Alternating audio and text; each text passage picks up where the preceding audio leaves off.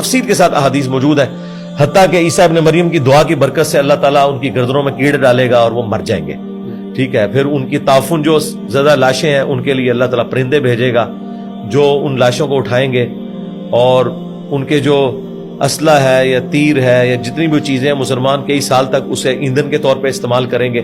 تو یہ سارے معاملات چلتے رہیں گے. پھر عیسیٰ ابن مریم دنیا میں انصاف قائم کر دیں گے اور ہر طرف انصاف کی ریل پیل ہوگی.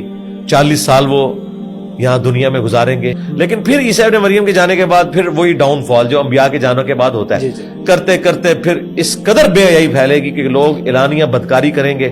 پھر ایک دن خوشبودار ہوا چلے گی، مسلمانوں کی بغلوں کے نیچے سے گزرے گی، تمام مسلمانوں کی روح اللہ تعالیٰ قبض کر لے گا، دنیا پہ صرف کافر رہ جائیں گے، ان پہ قیامت قائم ہوگی. کیونکہ مسلم شریف میں حدیث ہے جب تک ایک بھی اللہ کا نام لینے والا موجود ہے نا دنیا میں، اللہ تعالیٰ اس ایک بندے کی وجہ سے بھی قیامت قائم نہیں کرے گا.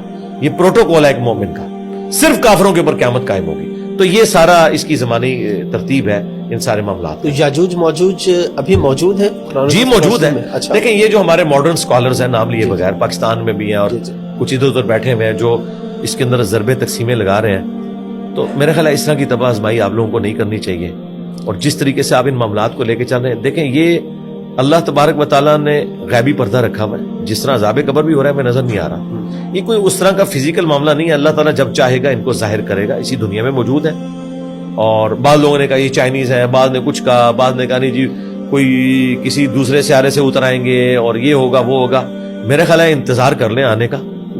ہمیں ہمارے نبی اسلام نے یہ بتایا کہ آپ نے ان فتنوں سے بچنا کیسے.